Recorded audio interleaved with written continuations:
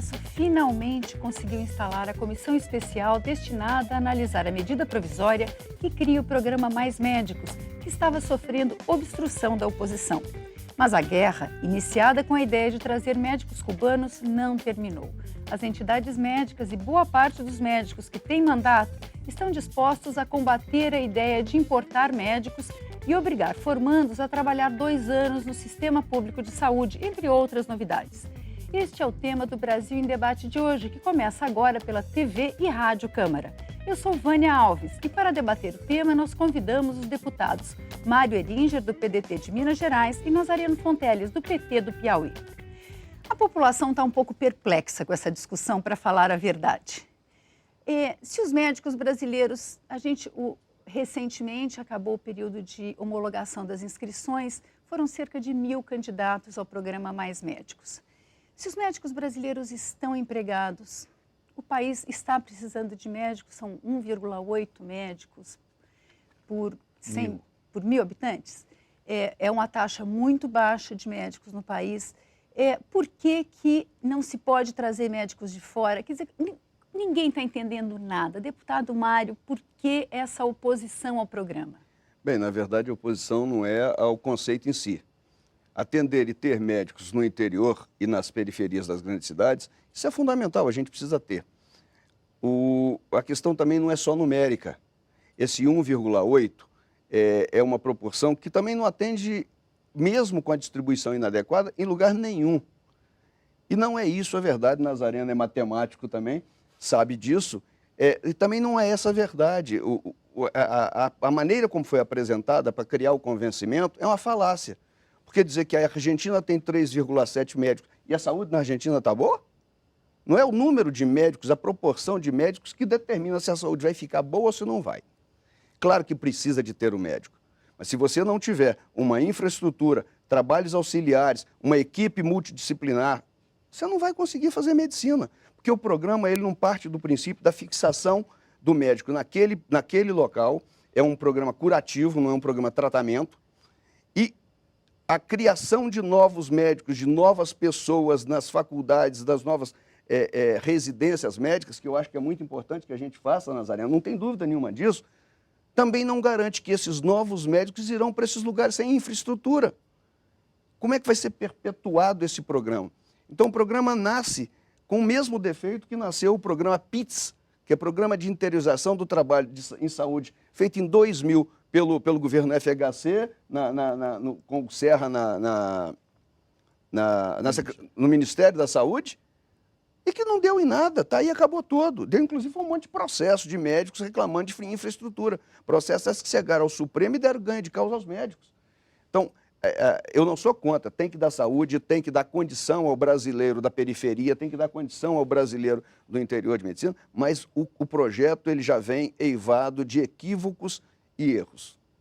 Deputado Nazareno Fonteles, por que o médico brasileiro não quer trabalhar na periferia, não quer trabalhar no interior?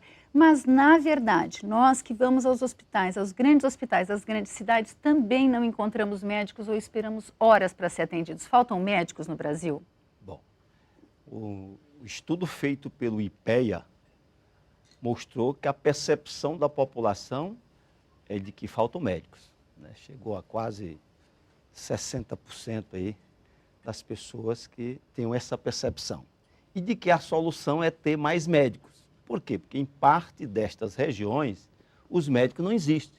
A despeito desta média 1,8, que é baixa, que eu vou comparar com o Reino Unido, porque é onde o sistema de saúde funciona bem, onde parte do que funciona hoje como o Programa Saúde da Família tem a ver com a experiência de lá e com a experiência cubana, que as pessoas se esquecem, que o médico da família, que começa ali os agentes comunitários no Ceará, né, terra onde nasci, embora seja radicado no Piauí, e a gente sabe que foi inspirado, né, nessa experiência também cubana, que nos ajudou nisso, e a experiência da Inglaterra de um sistema único de saúde, de alta qualidade, e que tem presença de estrangeiro em 37% de sua composição médica. Então, lá não existe, lá já tem essa experiência exitosa, como também tem na Austrália, eu já não diria tanto dos Estados Unidos, mas o Canadá, que são modelos universais que se aproximam do nosso. Nós tivemos uma experiência já no atual governo do Provab.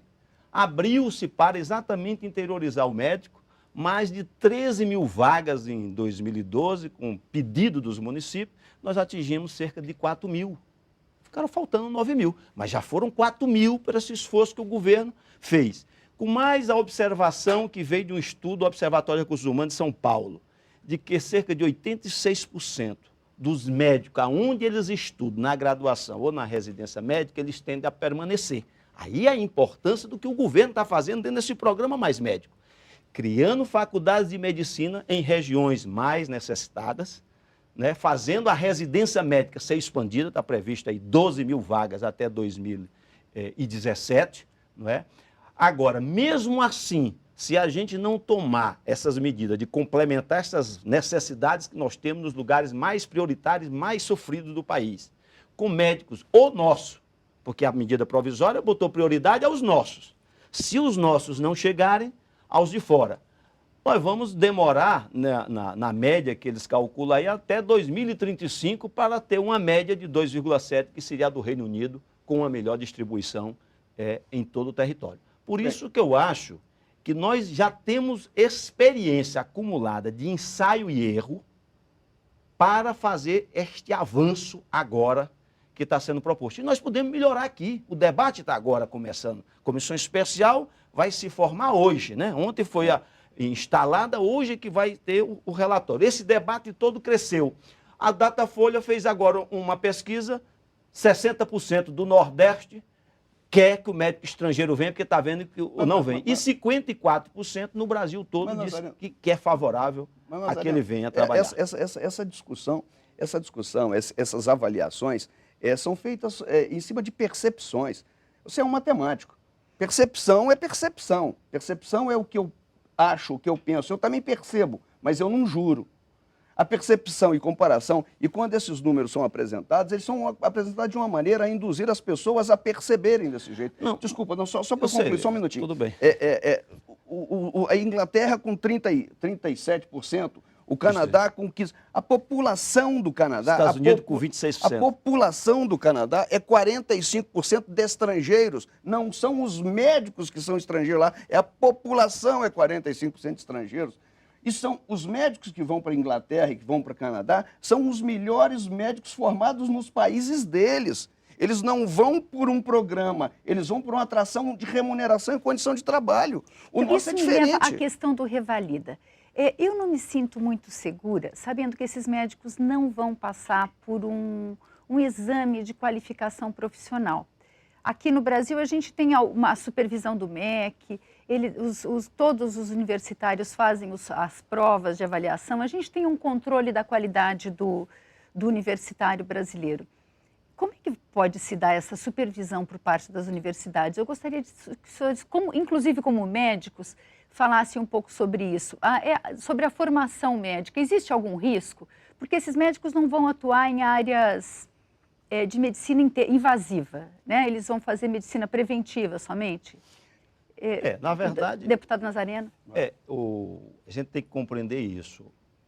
Quando você faz o Revalida, você permite, né, porque seria também até violar direitos humanos acolhidos em tratados internacionais que o Brasil assina. Se o médico estrangeiro chegar aqui e faz o Revalida, ele pode trabalhar no HC de São Paulo, né, em qualquer lugar do país, porque seria prejudicar a sua cidadania. Agora, se ele já vem sabendo que vai ter que atuar na área prioritária e somente na atenção básica, né, naquelas regiões mais carentes, você pode, então, fazer uma exigência extra, que é o que está sendo feito na lei. Veja bem, eles são submetidos a critérios internacionais como nós somos. A medicina é basicamente a mesma, não é? Ensinada no mundo inteiro. A gente estuda os nossos livros, quando não estão em inglês, estão em espanhol, alguns hoje, graças a Deus, depois que eu estudei na década de 70, hoje eu já vejo bons livros em português, né? Até na parte básica, como tinha na histologia, porque a gente já tinha um grande professor. Mas eu estou só mostrando que o profissional, para ser acolhido no programa, está dito na medida provisória. Ele precisa ser aprovado lá, está autorizado em seu país, Espanha, Portugal, por exemplo, a atuar como médico lá. Será que aquele país que a gente diz que é desenvolvido, como é a Espanha, Está lá autorizado o médico para exercer a medicina lá. Não está autorizado, não é? Para nós, ele não tem condição. O que é que ele precisa? Ele precisa fazer a imersão na nossa realidade, isso está previsto, receber orientações epidemiológicas durante um curto período sobre as nossas academias, para ele se inteirar mais da epidemiologia. Isso é verdade, mas ele sabe que ele vem para um país tropical, né? Assim como a gente estuda para os países temperados e sabe quais são as doenças mais frequentes lá e aqui as nossas, ele já vem com a ideia. Chegar aqui, ele vai ter que aprofundar um pouquinho mais, e como é a atenção básica, é mais a prevenção, aqueles cuidados que vão ter assistidos, inclusive em curso de aperfeiçoamento e de especialização, que eles têm direito a ter, está previsto na medida provisória, né? 3 anos, podendo ter até mais 3, tanto aos brasileiros como aos estrangeiros. Então, é toda uma segurança. Como é que a gente pode desconfiar, não é? Se vem professores de lá, às vezes nos ensinar nas melhores academias, dando os cursos nas nossas pós-graduações. Então, precisa mais humildade nossa. Deputado Mário Eringer. O discurso é sempre a gente sabe fazer isso, né? O discurso é sempre muito atrativo e principalmente o Nazareno, ele tem essa capacidade de organizar o pensamento, de síntese e conhecimento. Entretanto, eu compartilho da sua preocupação. Não sei se o Revalida é o melhor método, e até posso discuti-lo como método, mas eu tenho a preocupação de se criar medicina para primeiro mundo e medicina para segundo mundo, para brasileiros de segunda linha. Porque, na verdade, se viesse exclusivamente o médico da Espanha, se viesse para aqui o médico de Portugal, que até seria um pouco mais fácil, apesar da língua parecer que é a mesma, também não é a mesma, vai em Portugal e tenta conversar rapidamente com as pessoas para ver se você entende bem. Não é, que é um dificultador de relações humanas. Se fosse isso, e se já viesse de lá com esse Revalida, só e simplesmente, seria um problema, mas a gente aceitaria, até porque é uma solução emergencial. Entretanto, o que nos preocupa muito nessa questão é exatamente o médico que foi formado numa condição. Hoje, não adianta fazer apologia da medicina social cubana para mim. Ela foi formada em função de uma necessidade, de uma falta de condição, de um boicote internacional, de uma covardia que se fez com aquele país durante esse tempo todo, porque não se pode pegar uma população e punir por causa de uma ideologia daquela maneira, mas o treinamento e a qualificação do médico cubano é de baixa qualidade, ele não tem avanço tecnológico nenhum, ele não tem avanço diagnóstico nenhum, e eu não estou falando de tomografia, de ressonância, eu estou falando de beabá, eu estou falando de laboratório adequado, eu estou falando de raio-x. Um aparelho de raio-x hoje custa muito barato. Ele não tem essa formação. E ele não vai atender na emergência. Não existe essa história. Semana passada eu tive um evento com um familiar meu, numa cidade de pequeno porte, que chegou com a dor no peito, numa emergência, e aí já instituíram essa história de fazer o protocolo de Manchester, que é um protocolo de urgência, esse é mais urgente, menos urgente, e de acordo com a gradação de cores, essa pessoa é colocada numa fila de espera para ir sendo atendido. Quem estava atendendo no pronto-socorro era o meu irmão. E a enfermeira achou que o cara estava, estava só muito ansioso, que ele não tinha problema nenhum, que aquela dor era ansiedade, que era um jovem. Recomendou um suquinho de maracujá, não sei o que, liberou o cara. O cara voltou parado, voltou morto. Deputado, eu vou ter que interromper o senhor com essa situação terrível. O Brasil em Debate vai fazer um pequeno intervalo e volta já já.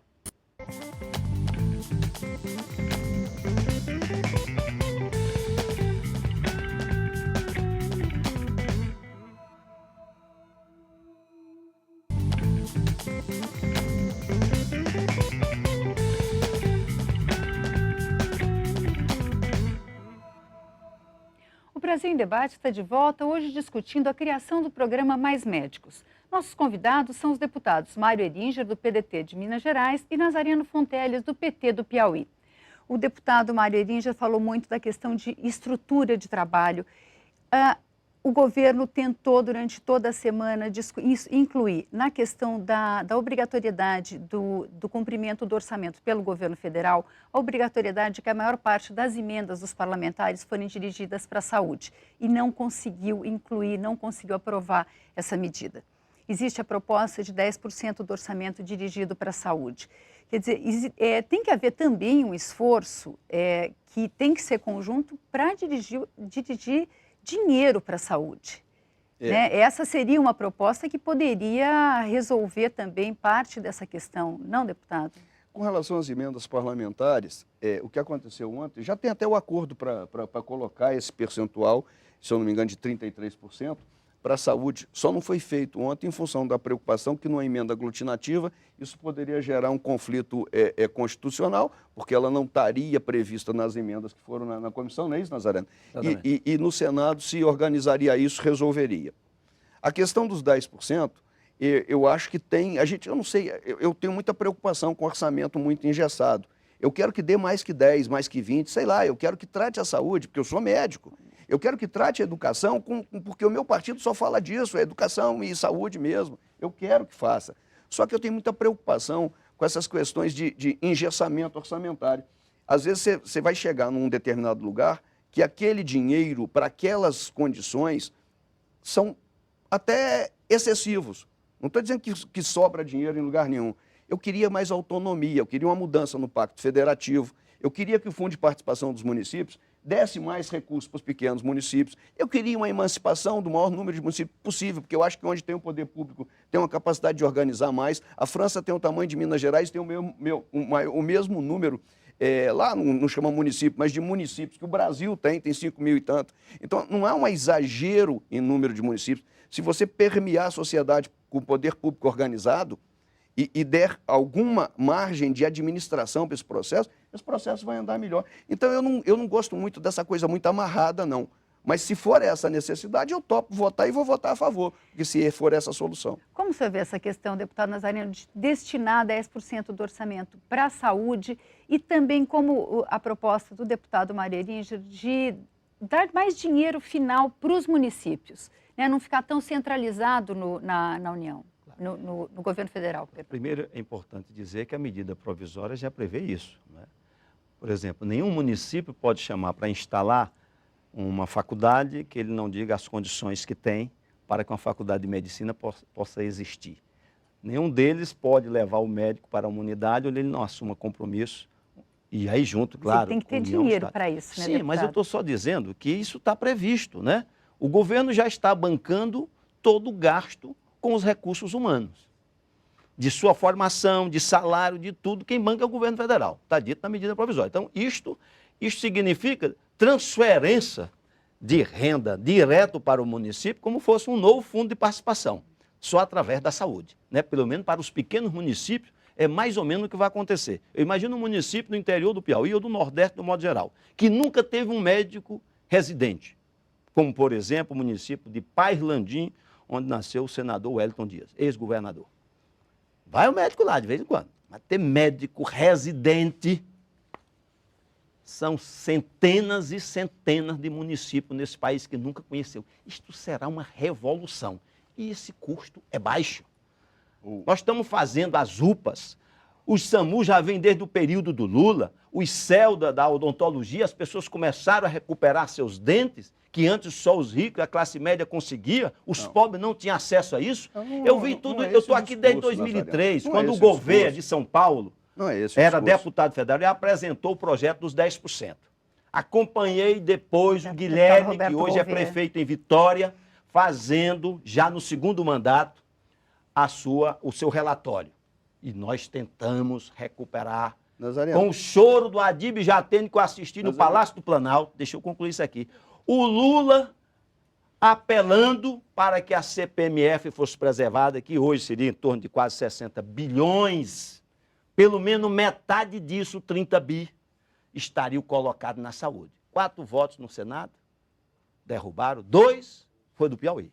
É importante eu lembrar disso. Nazareno, Eu sei que você quer concluir. Não, mas peraí. Você está falando, eu não estou lhe interrompendo. Aí fica ruim eu ser interrompido. O difícil nesse debate é que você... Desculpa, eu preciso concluir. Eu quero que você conclua, mas o problema é que você... Isso aqui, como é um debate, a gente precisa de falar. A gente precisa de falar, é um debate. Mas eu tenho lhe ouvido e já tenho permitido você me interromper. Agora, deixa eu concluir aqui, que eu perco até, né, a sua questão que foi feita. Eu não posso responder completamente, estou tentando responder 10%. Eu hoje, inclusive, relato uma matéria que tem sobre a questão 10%, entrou esse projeto agora de iniciativa popular, novamente 10%, e novamente eu quero dizer, ainda antes do que está acontecendo agora, foi tentado com a CSS, com um valor menor, né, 0,1, daria hoje, né, uma coisa aí em torno de 15 bilhões, 20 a mais para a saúde, e não foi derrotado. As pessoas querem que o dinheiro nasça do nada. Todos nós conhecemos orçamento, e quem é do executivo conhece muito mais. Então, por que não incidir nos mais ricos, que operam recursos, que sonega, como agora botaram o sonegômetro, cerca de 500 bilhões, né, por ano de imposto, a gente tirar uma pontinha, 10% disso, que seria 50 bi, pela CPMF, ou pelo menos a metade disso, vamos botar 25 bi, para ajudar a custear esses novos avanços que nós queremos dar na saúde. A CPMF é um projeto bastante impopular, né, deputado? É impopular só para os ricos, porque os pobres estão querendo a saúde e não vão ser contra. Mas, deputado, independente disso, uma outra questão que nos coloca, essa questão de fixar o médico no interior, o que nos garante que daqui a 2 anos, passado esse período de atração de médicos para o interior, a gente não vai ter que toda essa discussão de novo, o governo tem que começar todo esse processo. Eu gostaria que o deputado Mário Eringer começasse, mas eu gostaria que os dois analisassem essa questão. O que vai garantir que ele vai ficar lá no interior? Vânia, me permite só voltar um pouco, pareceu incômodo a minha interferência com a fala do Nazareno, mas eu sou um debatedor, e debatedor fala e não ouve as coisas que não quer ouvir, porque senão sai daqui como se fosse uma pessoa que está compartilhando aquela coisa. E, infelizmente, eu não acho que, da maneira que o Nazareno colocou, é como se o governo botasse dinheiro lá. Não, quem bota dinheiro é o povo. Não existe medicina pública e medicina privada. O que existe é um dinheiro público arrecadado por um governo que destina esse dinheiro, e a CPMF foi, com o objetivo principal dela, foi trazer para a saúde, mas ela foi para o buraco do tesouro, ela não representou acréscimo nenhum no orçamento da saúde. Isso é uma falácia. Na verdade, ela servia. Eu acho que tem todo o direito de discordar. Os dados e é isso que eu tenho ela servia mais para um controle. E eu acho que aí a gente tinha que mantê-la. Um controle exatamente da sonegação, que eu acho que tinha que ser, mas ela não era uma solução para a saúde, não. A CPMF teve a boa intenção, mas não era a solução para a saúde. Que quando aportaram, e não foi nem no governo do teu partido, não. Tá? Quando criaram, ela foi criada para ser dinheiro de saúde. E lá atrás ela já foi desviada e jogada para o Tesouro e continua assim. Então, na verdade, não aumentou. Com relação à fixação, e eu quero ser rápido, porque eu tenho que dar oportunidade ao Nazareno de falar, porque eu corto a minha fala exatamente com esse objetivo. Com relação à fixação, não há um movimento, uma criação nesse projeto que propicie isso. Daqui a 3 anos... vai renovar o programa? Pode ser, renove. Fica lá os cubanos, fica lá os espanhóis, fica lá os portugueses. E os médicos que formaram no Brasil vão para lá? Não irão. Não irão porque vai continuar as mesmas condições inadequadas naqueles locais. Não, Nazareno? Então, o que tinha que fazer era criar uma hierarquização de saúde a partir dos tamanhos dos municípios, criando condições para que esses municípios se falassem, para que houvesse uma interligação, e isso não é difícil montar, criar-se estruturas de telemedicina. Existe uma proposta do deputado Eleusis Paiva de criar a carreira do médico de Estado. Seria uma ideia dele começar nos pequenos municípios e progredir na carreira? Eu não sei se isso seria uma solução desse jeito. Por exemplo, o médico, a carreira de Estado, ela pode dar até uma certa estabilidade. Eu citei meu irmão há pouco aqui. O meu irmão trabalha numa cidade do interior, aliás, já trabalhou em 4. Muda o prefeito e ele foi contratado pelo prefeito anterior, o prefeito pimba nele. Ele foi demitido já de 4 cidades, não é por competência, não. É porque ele vira provável adversário político. Então, a carreira de Estado poderia dar uma certa estabilidade, eu acho, Profissional. ao profissional, mas migrar da cidade Deputado pequena para a Mário, cidade eu grande vou não é ter que isso. interromper o senhor, pedir a opinião do deputado Nazariano, Com porque a gente todo- vai ter que terminar o programa daqui a pouquinho. Desculpa. Olha, Desculpa, eu Nazaré. acho que a medida, ela faz uma proposta para fixar, já de uma vez, que prevê os 2 anos a mais, ou como residência, ou como parte da formação permanente. Ou seja, daí por diante, a partir dos que entram em 2015, não vai faltar médico brasileiro lá para frente, né, principalmente a partir de 2021, que deixe de estar nos pequenos municípios, que vai ser obrigatório.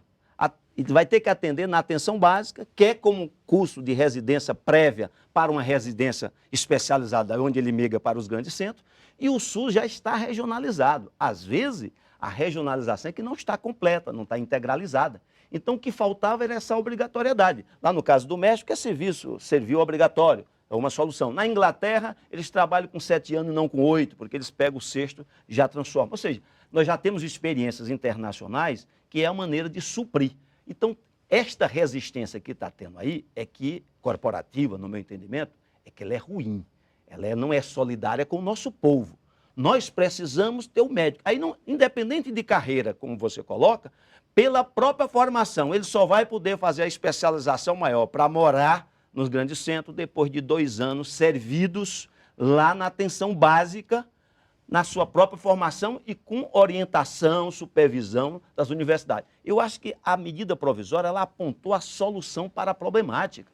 O que nós precisamos é daí, dessa experiência, ir aperfeiçoando aquilo, descentralizando os cursos de medicina, ampliando as residências médicas, inclusive para a atenção básica, porque se a pessoa é formada, vai terminar trabalhando ou no Programa Saúde da Família, ou nesse especial que vai cada dia mais se aprofundando, e as pessoas vão se acostumando a ir para o interior vai se qualificando. O nosso país está melhorando. Você vê a longevidade nossa, segundo o estudo agora do IDH, aumentou 9 anos, em 19 anos, foram 23%.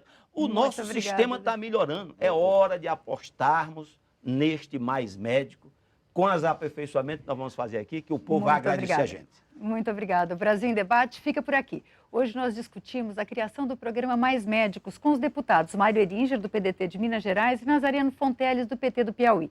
Eu sou Vânia Alves, agradeço sua audiência e espero você nas nossas próximas edições. Até lá!